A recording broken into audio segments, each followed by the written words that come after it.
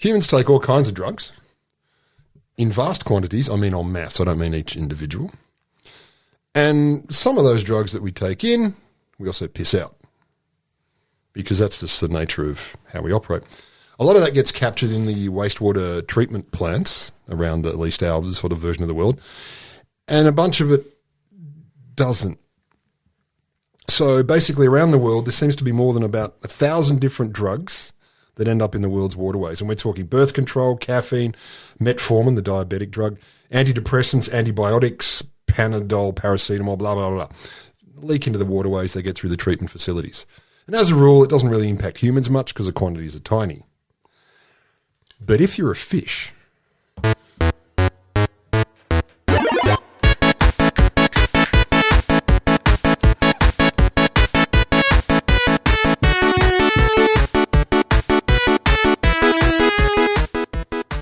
it's time for a little bit of science. but not too much. I'm Will Grant, Associate Professor of Science Communication at the Australian National University. I'm Rod Lamberts, a 30-year psychom veteran with the mind of a teenage boy. And today, we've got some fun with animals. Oh, yes, we do. We've got a story from the AI world that will shock and amaze you. We've got some lessons from Cosmology. I'm very excited about that. A little bit of history, a little bit of sort of science-esque history because, you know, we need some of that. And just to round things out, I've got a call for research. I want you to tell me some things. Me? You, listener, everyone. Everyone. Everyone can tell me things. I listen. That's nice.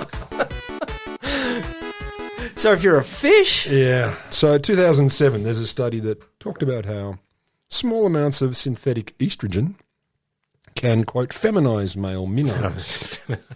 This is trigger study for the alt-right. They're like, I've been worried about the male minnows for a long time. What, the fish are chicks now? They're wearing high heels and lipstick? I don't want to catch chick fish. What if I eat one? What if I eat one? It'll turn my son gay. Should have had a more southern accent. But... So what does it mean? How are they feminized? Okay. I can hear you going, please tell me. It's fine. Are we saying gender is a social construct, or no? It's a fish. It's a fish. It's a fish biological construct. It's a fish construct. Fish issue. Yeah. Fish issue. So basically, in this case, for these poor male minnows, they can produce early stage eggs in their testicles. What? Well, so they kind of intersex. They become a bit of both. Is this a thing humans have ever done? Could do? I have. Could someone shoot eggs? Well, you don't do out that. of their... I'll give you a moment. Get yourself ready. Against the wall. I'll need a little bit longer. Let's see. Exactly. I'm going to need a picture book. I think I'm going to need a strong picture book to get eggs out. Like, I think... I don't know. I don't know. Do you think that's the trick? Strong picture book. I feel like... I've just become both. So apparently if they do this, or if this happens to them, they can't mate properly because... Well, they're firing eggs at eggs. Like, that's not going to work. And that's if there's like one thing I know about sex, it's not going to... Banging two eggs together doesn't do it. Well, it does do sex, but it doesn't do procreation. Yeah. Also, apparently, these fish that are exposed to the estrogen, they struggle to build nests, and they're not good at putting on courtship displays for female minnows.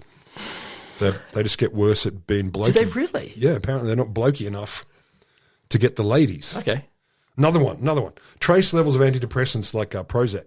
A study found that exposure to this, fluoxetine, if you want to be official, it led to larger gonopodium size fish dick.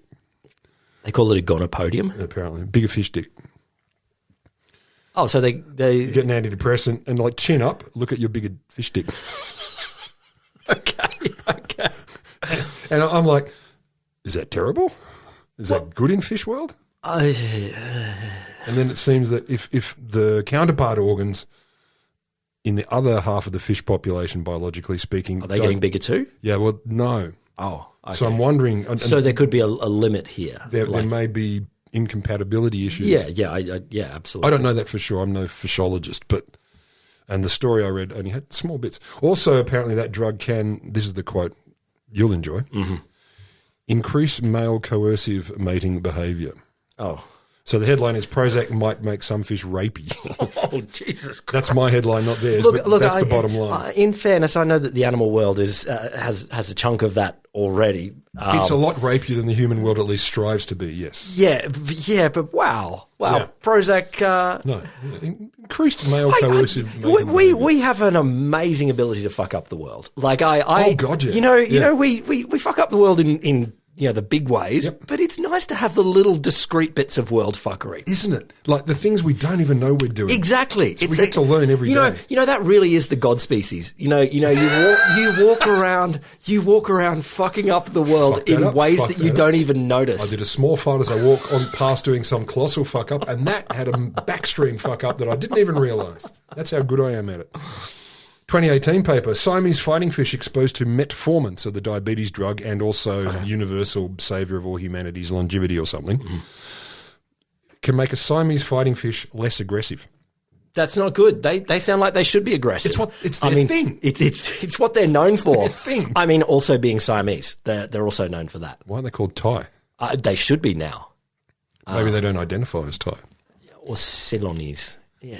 I think Siamese sounds cool. I've always liked the idea of the place. Siam sounds like a very cool. Because it's a cool sounding word. It was always in the far distance in the ancient times when you'd heard of Siam, the Far East. Yeah, the Far East. But so yes, apparently in tests about this, subjects exhibit less aggression towards a male dummy stimulus.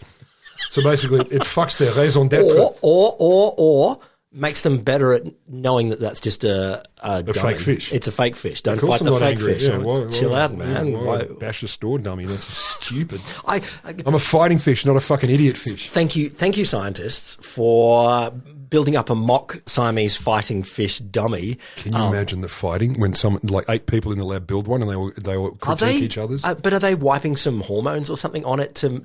I don't know. Because if it's just a block of wood, I don't think that works. Here's a Polaroid of one of your kind. Yeah, why aren't you mad yet?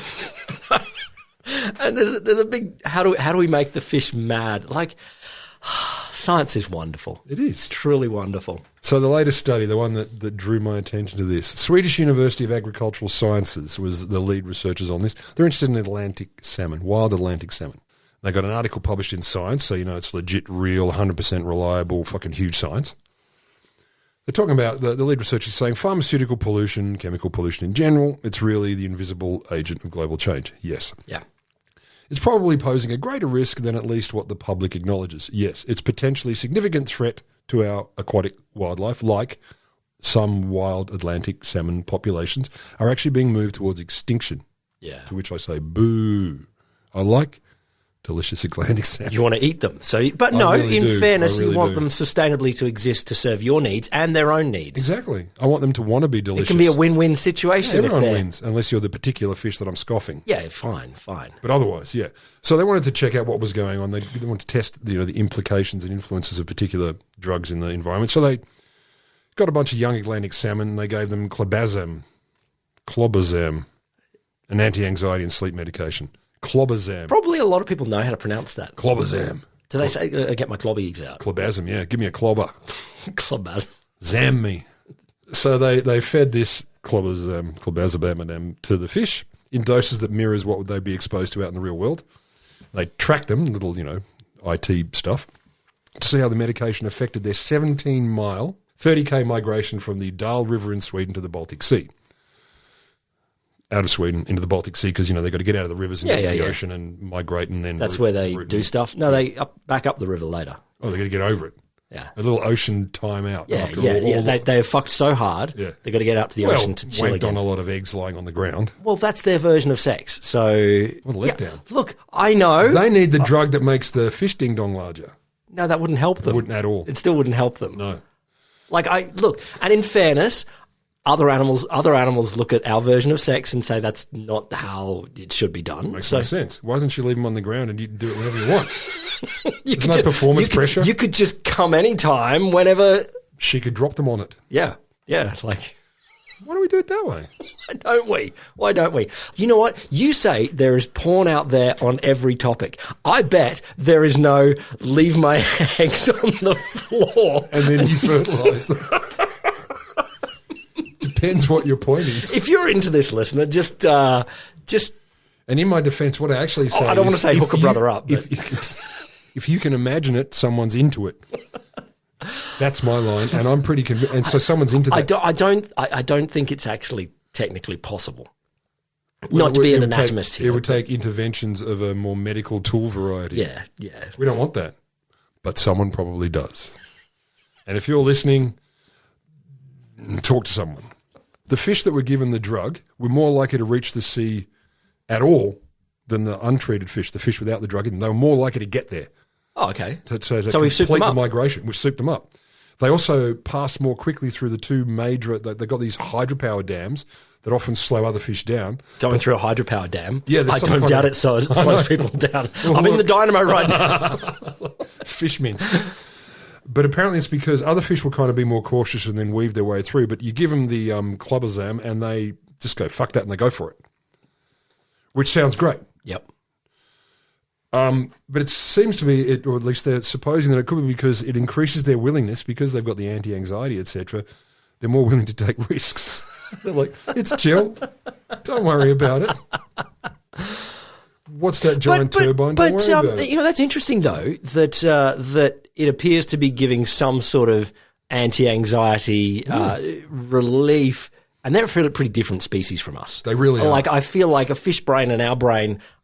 Different colours. I kind of think that drugs that work on us shouldn't work in the same way on such different brains. They shouldn't. I agree. And look, maybe they would. I don't know. Like, they didn't interview the fish afterwards, so we're not clear on how they were feeling. But it seems like, though, the concern with that is they were more risk prone because they were also more solitary, so they didn't school. They didn't wait for the other fish. The other fish would hang together and go through together, which makes sense because it helps them when predators attack.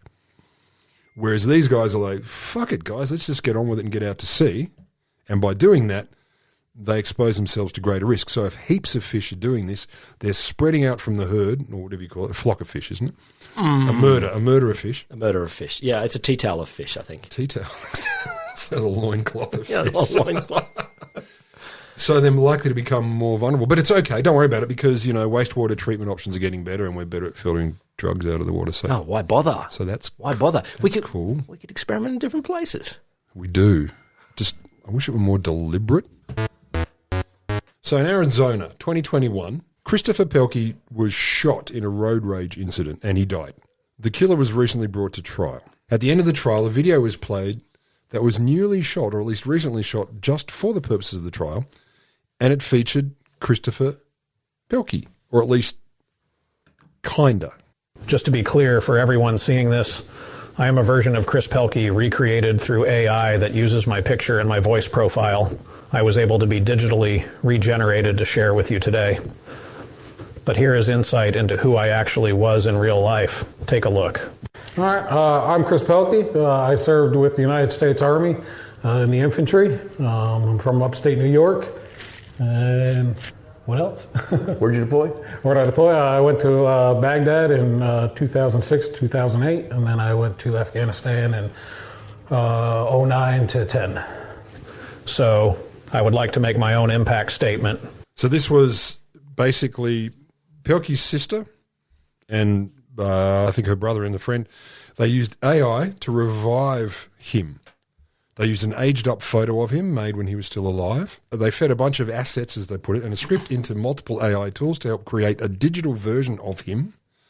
And then they, quote, polished it with hours of painstaking editing and manual refinement. And all the people who knew him, allegedly, agreed the capture of him was a true representation of the spirit and soul of how Chris would have thought and presented himself. Yeah, okay. And we just heard the bits that weren't him talking about deployment were, and you can look this up, the video of him is, the scary thing is knowing it's not really him. Well, you definitely, like the bits that are AI, you clearly know are an AI generated. It's stilted, it's jumpy. The mouth. But it's not dreadful though. It's no. But I think what they're saying about getting the spirit of him there, there's something definitely coming through that equates to what they would believe. I mean, obviously I don't know, but what they believe. I agree with that. Like I don't have a beef with the idea of doing it. Like if that's what helps you out. But there was a quote later on in the video. Apparently, in another life, he says, we probably could have been friends. Should we play a bit more? Have you got that? So Hello, everybody. Thank you so much for being here today. It means a lot. I can't tell you how humbled I am for those that spoke up for me, everyone who flew in, took off work, those who are watching this remotely, and for everyone who has supported my family and loved ones through 3.5 years and 2 trials. I wish I could be with you all today. To Your Honor, Judge Lang, thank you for making yourself available to see this case to the end, especially when the rescheduled trial conflicted with your daughter's spring break. Thank you for listening to everyone today. Thank you for reading the flood of impact statements that came in before today that so many people wrote on my behalf. Every single one of them is meaningful and gives a glimpse into my life with each of them. To Gabriel Horcasitas, the man who shot me. It is a shame we encountered each other that day in those circumstances. In another life, we probably could have been friends. I believe in forgiveness and in God who forgives. I always have, and I still do. To my family and everyone that I've met along the way, it was a lot of fun. You know, I always had a lot of fun. Love each other because you never know how long you have. But make the most of each day and live your life. Oof. There's emotions. I have emotions. What do you reckon? Well, the thing that bothered me about it is not doing it. It sounds to me, from what I read, what I've seen, etc., that he seems like he probably was that kind of guy. Like what we're seeing presented, I get the feeling that he's probably that kind of guy. And clearly his family would be the people who are most able to judge if it's a fair representation of him. Like the only person that could do better is him himself. He can't do that. No. So friends and family being able to say, yeah, that's the way that presents his arguments. Totally, I'm fine with that. The bit that bothers me, Yep. well, not bothers me, makes me consider is apparently the judge sentenced the plaintiff, the defendant, to 10.5 years for manslaughter. The prosecutors were asking for a year less. I wonder, the idea that potentially this video influenced the judge to the point where they went beyond the prosecutor's request. Well, what did the judge say? I love that video. I don't have the deets. I don't know if you found those. I think the judge definitely talked about the video being impactful. And that to me, that's the bit I kind of have questions about. Like, if the prosecutors themselves, the legal precedent, etc., they've said, look, this is what we think it's worth. This is what we think this human ought to get. And I agree. Like, this guy fucking got angry about someone, I don't know, making an illegal U-turn and killed them. Fuck you. That's ridiculous. Yeah, of course. But then to watch a video, even if it's a faithful recreation, and say this guy was actually a big sweetheart, a lovely bear, I'm going to increase the sentence. Particularly when the dude has said, I believe in forgiveness. Yeah, I think we could have been... Okay.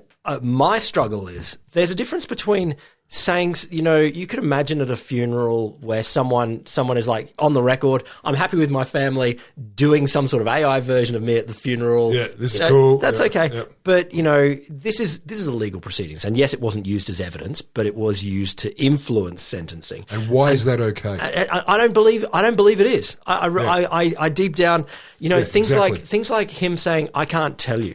I can't tell you how much it means for me to be here. No, you can't because it's not you. It's not you. You don't know. You don't. Here's the thing. It frustrates me that they chose to use the word "I" in that video. He himself never wrote those words, never said those words, and so it's an unfair use of the word "I." Agreed. If Chris was here and he's not, he might have said, if this AI video had been a version, here's my life. I'm going to tell you about my life. I loved whatever it is, dirt bike riding. Puppies, eating sand. Putting puppies on my dirt bike. That is the one I love the most. But if it had been that, I'd be like, okay, that tells me about your life, and it's nice to put it in those terms. Yeah. But the moment you start, even this is a light form of argument, but saying I, that just throws me. Just as a parallel, there was a study I didn't. This happened a month ago, but it's worth reflecting on. A bunch of researchers at University of Zurich did some unethical, illegal, hidden misinformation operation. Well, not misinformation. It was persuasion via AI. They went into this Reddit thread called Convince Me or Change My Mind or something like that. And the AI post could go in there and try to convince people of things. and to test its ability In principle, that's fun. to test the ability of narrative persuasion. Now, I'm teaching my students about narrative persuasion at the moment, and I'm thinking about this all the time. But here's the thing. I mean, this AI, who is not a human, was going in there and saying, so as a black man, here's this thing. And it's like... That's dishonest. It's dishonest. Like, you can win any argument if you make up your identity. Like you can say, well, you know, I've always been a steadfast opponent of, you know... Or pick a maligned, pick a maligned identity and say, I'm one of those, therefore... And then you are going to influence people straight away. Yeah, exactly. Nothing to do with your content. And it's bullshit. Nothing. You can't make up a form of identity. And I know this isn't quite doing that, but it is doing it to influence here. And I think this is just unfair. And like as an expert, or at least an extremely deeply interested scholar of the jurisprudences. That is often how they call it in law school. They say, Have you studied the jurisprudences? All of them, not just some. Jurisprudentia? Prudenti? Yeah. I like prudentia better. It sounds more sophisticated. But the idea that, as I read it anyway, the articles I read, they play this at the end of the trial. So there was the trial, there was the evidence, there was the arguments. So this was about sentencing, not about conviction. Yeah, and that, to my mind, is fucking outrageous, to be honest. It's like outrageous. Why was that given special dispensation? Maybe in the US that's normal, or at least in Arizona, I don't know. But that to me seems outrageous because that's straight up manipulation. It's straight up manipulation. The arguments have been made. The cases have been put forward. People have, cross-examined, etc., etc. And really, it shouldn't matter. It shouldn't matter if the person you killed is an asshole or Jesus or a goodie. Yeah, exactly. Whatever. Yeah. That's my beef. I think it's an interesting use of technology, but I am deeply troubled by, I don't want anyone putting arguments in my mouth afterwards. We've seen, there's the whole bunch of the... Can we put other things in your mouth afterwards? Flowers? But, it's like the putting actors who have died into Star Wars, stuff like that, Which is okay in Rogue One with Peter Cushing, but otherwise I'm against it. Just that, and there's a bit where... Who gets the money? Who gets the what? Is it stopping another? Okay. Yeah. But there's a big jump to making really personal arguments about yourself and what you believe, 100%. and that's bullshit. I don't want people making arguments out of my mouth. Why don't we get an AI of Jesus saying, "Don't do this. You should listen to a little bit of science." Like obviously that's already happened. So yeah. I think listener, not for legal purposes. Yeah, not for sentencing purposes. Not for making arguments. Not for political purposes. Yeah, agreed. Just don't. Don't. You like living for a long time, don't you? So far. You want to live? I intend to continue as long as you can. Well, there's just a little bit of cosmology news out there that's got a couple of people's bees in a bonnet because a cosmology bee bonnet incident. Yeah. The ultimate age of the universe has been revised down. Not the age it can get to. Like I saw a headline, but I didn't read the details. Yeah. It's like, oh God, so we've only got 10 bajillion years instead of 11? Well, if you want to say the bajillion word, like previously the estimates of the longest possible life of the universe were a lot. And when I mean a lot, it's like you'd run out of the world's printer ink for the number of zeros you'd have to. It's that. Years ago, I told you about Graham's number, which is like if every atom of the universe was like written a number on, it couldn't fit. It's not that big. It's not that big. It would take a while. Yeah. But it was this idea of the universe is 10 to the 1,100 years. Now that doesn't mean 1,100. No. That means 10 with 1,100 zeros after it in years. So if I said the word billion, I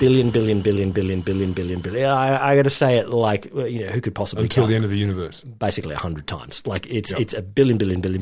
So the power of a billion. Here's the theory. It's that the longest possible lived objects in the universe. So planets are going to get eaten by stars. Stars are going to go supernova, everything like that.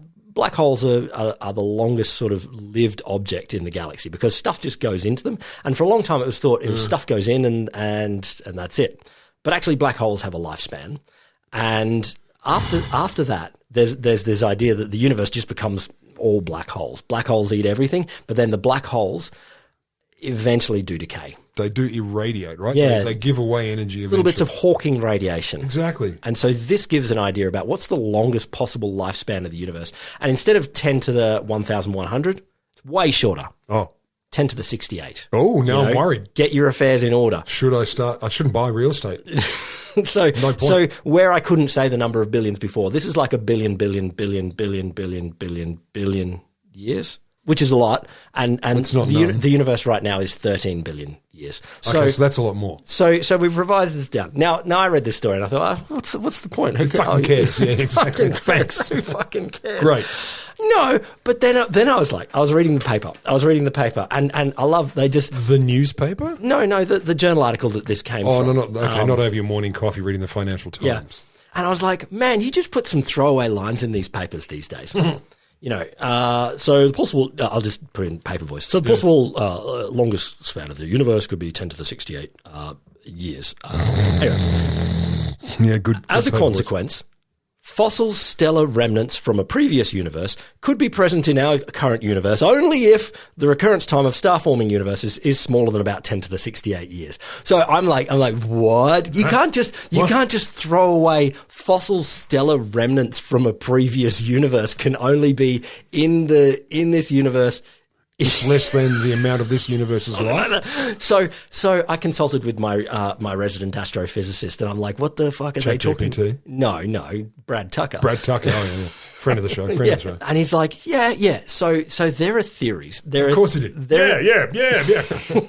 But this is like the universe is either like the Big Bang, Big Bounce theory. You know, stuff comes back. The wah theory. Yeah. So it bangs out and then it collapses back in. Yeah. And theories that some stuff could survive, and one stellar remnants.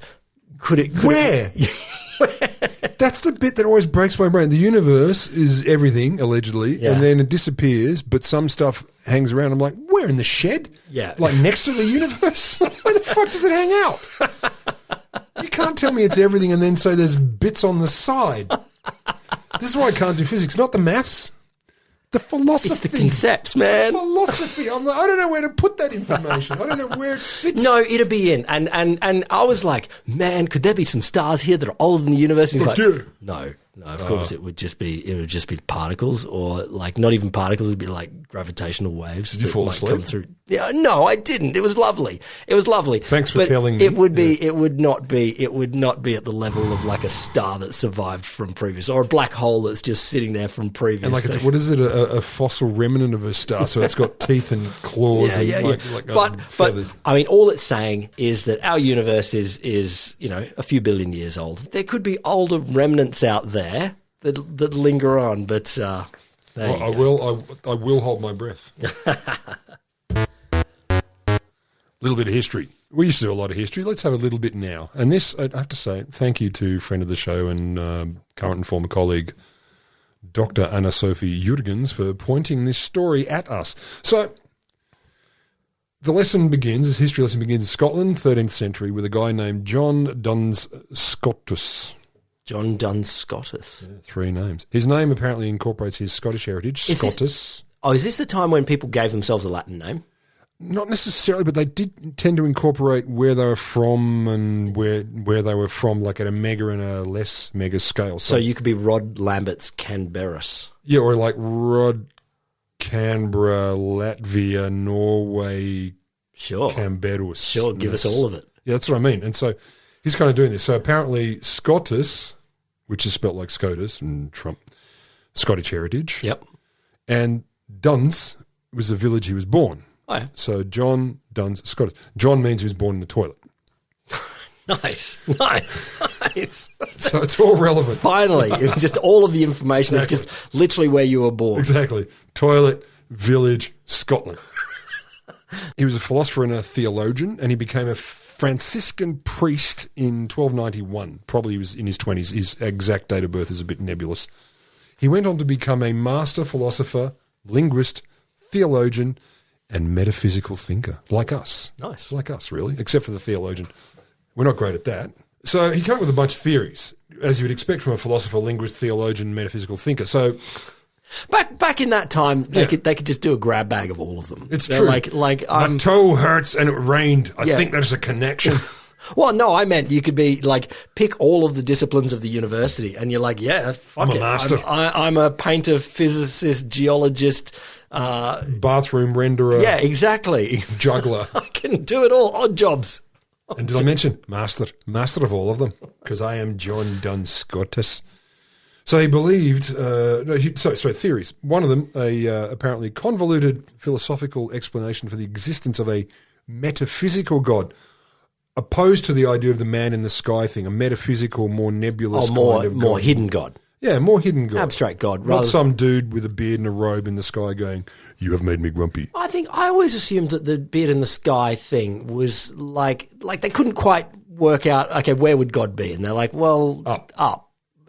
And what does God look like? Okay, like that. Like Old dude. Yeah. Like Village elder. yeah. Daddy.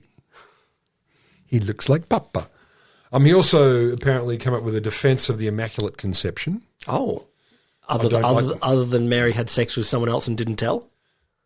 Yeah, that's not immaculate. Well, it depends how they did it. Maybe it was Well, really, I'm arguing that it was not immaculate. That I'm saying there might be a fib at the base. Fuck, you're cynical. So he also believed that if you wore a tall, conical hat, it would help funnel the knowledge of the universe into your brain like a medieval Wi-Fi booster. Except you didn't need an intervening device. So you put this tall conical hat on your head and the information and deliciousness and knowledge of the universe would hit the point and then get channeled into your brain. That's how knowledge works. It was in the 13th century. Tall conical device. Yeah, it kind of makes sense, like an ear trumpet in reverse. So, into your head. Yeah, into your noggin. But in fairness, there's not a, we get information through our eyes and our ears and, the other senses as well. But that's boring. Like, why not have a conical thing on your eyes? Or on your ears. Because then you bump into things. He's a pragmatic man. He's a Scottish man, I think what's more impressive is the idea that knowledge stuff resided in the brain. Okay, fair enough. Rather than the spleen. Yeah, exactly. The liver. The elbow. Yeah, well, sure. My elbow's thinking something. But so that's what he decided. If you put this long conical hat on your head, it would filter ideas into your head. How do you get to a place? How do you get to a place where you're going, okay, I like knowledge. Knowledge is good. Let's get some knowledge. Yeah. Knowledge might come in the brain. That's good. Also, we need an antenna thing. I love it. He's thinking about a condenser. He wanted to really bring it down to its elements and really suck in whatever he could. Yeah. So, basically the wisdom of the heavens would channel straight in. His teachings came to be known as Scotism, because his name is Scotus.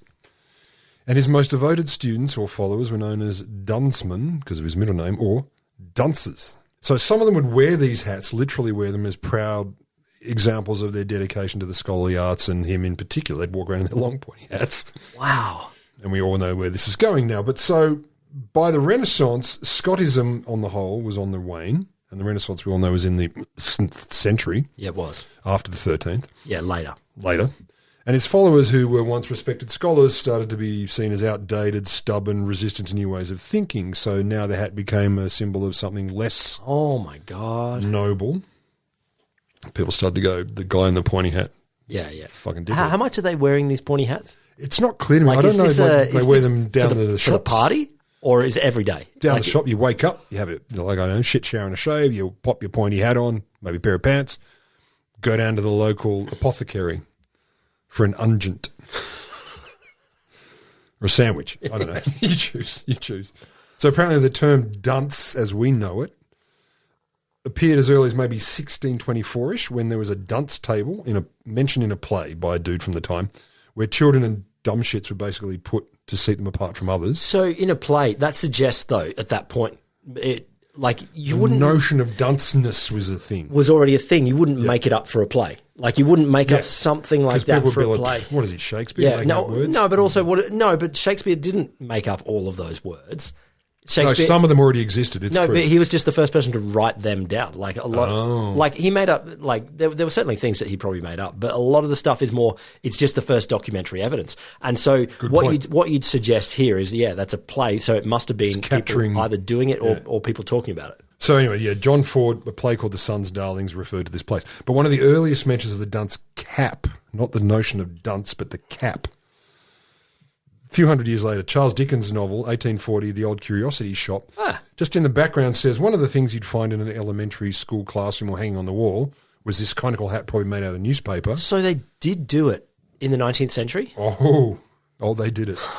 Oh, they did it. I love the 19th century. They went hard. They went hard for so many things. You're going to get sadder. Okay. So 18th, 19th century, Britain and American teachers started to put these pointy hats on struggling students and or disruptive students or just stupid people. So a big part of it was just to humiliate them. Yeah, of course. And we all know if the more you humiliate someone, the more they learn, the better they get at it. Yes, no, of course. It's how I got my PhD. So the heyday of the cap seems to have been in the Victorian era. Imagine that. Mm-hmm. Where it was a disciplinary symbol. It was a marker of shame. Well, I mean, this is stuff. just on the desk. Like, I think well into the 20th century, they would arrange kids in order. Like, literally, who got the test scores last week? You sit. Highest score sits in the front, and just working your way back to the very back of the class. And so it was making a league table in the class literally explicit. I remember once, I was always for all my bluster, a high-achieving student in primary school, but I could never get the tell I the thought you got difference. expelled from primary school. That was high school. Oh, man. I waited. I didn't go off early. Get expelled from primary school. See, that's the tough move. For selling knives. Selling knives. Gunpowder. Yeah, it's like barrels of gunpowder. Looking for any gunpowder. Like Guy Fawkes. I'll help you out. I was put in the numbers hospital because I couldn't tell the difference between a 3 and an E. And it's the only time I was ever put in a shame corner. I was just like, what in the fuck? Hang on, slow down a second. They called it the numbers hospital. I was 6 or something, and I was like, this doesn't happen to me. One must escape from the numbers hospital. Yeah. So, of course, I went to uni until I was 70 just to make up for it. But in theory, predominantly by the mid-20th, Dunce Caps had almost disappeared from classrooms. Mid-20th century. And what I found intriguing, if you really want evidence about this, apparently the Dunce's Corner continued in some parts of England into the 2000s. 2000s. And there was a Telegraph article, 2010, that reported that putting kids in the Dunce Corner had at least been forbidden now, finally, in a number of areas. 2010. Holy shit. 2010. I mean, it was a Telegraph article, but nonetheless, what the fuck are you talking about? Humiliating people into learning. Like, wow, what a pedagogy. I love, there's been those times over the years where we've been asked to write down your philosophy of education. I'm like, just learn shit and shut up. Well, I just love someone writing down, okay, well, I think humiliation plays a really important role here. If they get it wrong, publicly shame them and dack them. Dack them. The lowest 5 people in this oral exam in front of the class will get their trousers pulled down, and I mean undies as well. I said this at work recently. I don't think there's enough dacking, and I really do. I think our culture is diminished by the lack of public dacking. Oh, look, I remember that. Oh, sorry, for our American listeners, dacking means when someone's doing something in public, you nick up behind them and go, foot, and pull their pants down. Yeah. And then we all laugh and have a jolly good time. I don't know if we all laugh. Always. We all laugh. But I remember I went to a bachelor's party once. I was playing golf, like, of course. And it's like, my God, that couldn't be more traditional. I know. Oh my God. Heroin hanging out of one arm. See, and that would be all right. on the other that would arm. be all right. Like if we're trying to putt. If it's some sort of heavy metal golf, like I'm okay with that. But no, and some fucking guy, he's like, oh, if you don't putt over, you don't tee off over the lake, whatever it is, you get dacked. And it's like, gone. What are we doing here, guys? What are you 12? Is this a 12-year-old? Like, yes, except 12-year-olds don't play golf because they haven't. But I was very glad that I got over the lake. So didn't get dacked. No. Honestly, I think we should bring it back. Just dack dudes. I don't want to humiliate women. No, I'm happy to humiliate dudes because we deserve it. Maybe that's what the Prime Minister gets. You win an election, you dack the person.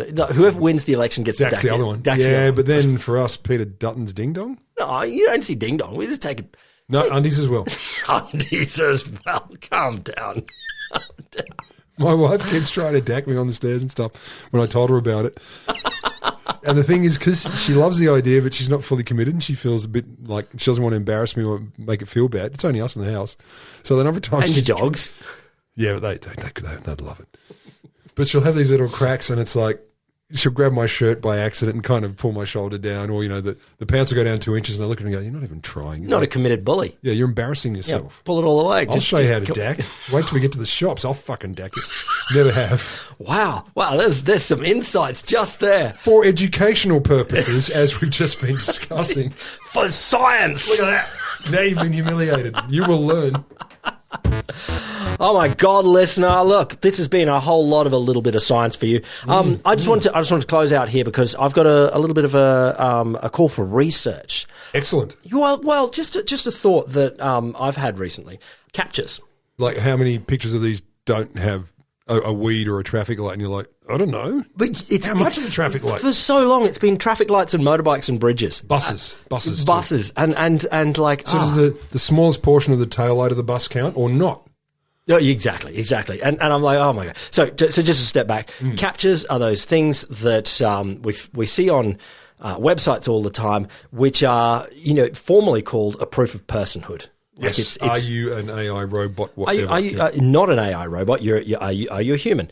And so originally they were often like scrambled up words, and you still see those a bit, or written in weird kind of handwriting, so a machine allegedly couldn't read that. Yeah. But the interesting thing about them is that there was at some point someone realized actually you could use them as training data. Little bits of training data where you could teach a machine, okay, this is a traffic light, this is a bus, this is a bridge, this is a whatever. So you're giving tiny bits of positive human identification of objects in the world. And so the interesting thing, for a long time you could see, this is a motorbike, this is a whatever. It's clearly training data for driverless cars. It's identification of objects so that machines can see things. So it needs to be, is this a road or a picture of a road? Yeah, exactly. But look, I'm happy with them because I'm not happy with them. No one loves a CAPTCHA. It's like a robot asking you if you're the robot. Particularly when you have to go through twice. I do it once, I'm kind of go, fair enough. And then he goes, what about these? I'm like, seriously? I have to do it twice. Oh, I always worry when I get it wrong. I'm like, is the motorbike really there or not? Is it half in there? Am I a robot? Yeah. But I had one today that was new. And I was like, was it which bit of these shows contentment? Not quite. Yeah. That would be nice. Yeah. No, which of these can be picked up comfortably with one hand? And I was no way. And I was like, it's conceptual. No, this says to me, this is physical robot. What can you grab with one hand? Like it's an idea of objects in the world. And I was like, that's really cool. So the things on there might have been a building. There was a few treadmills and a few toothbrushes. Cement mixer. Yeah, it was clearly you couldn't. You can see a treadmill as an object, but you couldn't pick it up comfortably with one hand. Speak for yourself. Buildings, no, you can't do that. Whereas a toothbrush, like it had a few pictures of toothbrushes, and I was like, okay, that's the one that is. Isn't it toothbrush? Nice. Yeah. No, it's actually toothbrushes. Teeth brushes. Teeth brushes. Like they should be teeth brush. They should be toothbrush and toothbrush. But I was like, hang on, that's a really interesting pivot because someone is paying for this data. Yeah. And what they're asking for is machine learning vision to be able to operate objects in the world. Ooh. So listen, what I actually wanted from you is tell us what you see in CAPTCHAs. Are there new things that you see? Because it says things about what the robots, they're masters, are trying to learn about our world. So look, I thought how do they tell us? Well, they tell us at Cheers at a whole. No, not even that one anymore. Cheers at a little bit of science.com.au. The most professional podcast in the world. Maybe in more than one world, depending on the depth of the universe. Yeah, it could be. We could be an archaeological remnant of a previous one. I've got a remnant of a previous universe in me. So you need to go to the bathroom. We are all made of remnants of previous universes. Oh my God, it's made of stars. A little bit of science is me, Will Grant. And not him, Rod Lamberts. And we want you to give us a 9.5 bajillion, 10 to the 68,000th star review. I told my students, they said, can we do the Celts now? And I'm like, yeah, give me a 19-star review. So, and they said there aren't any stars at all on this? Oh, there aren't any stars. This is a review of his There are teaching. always stars. There's always stars. Is that us? Yeah. No, you guys listening, you're the stars. And we love you. It seems a bit insincere.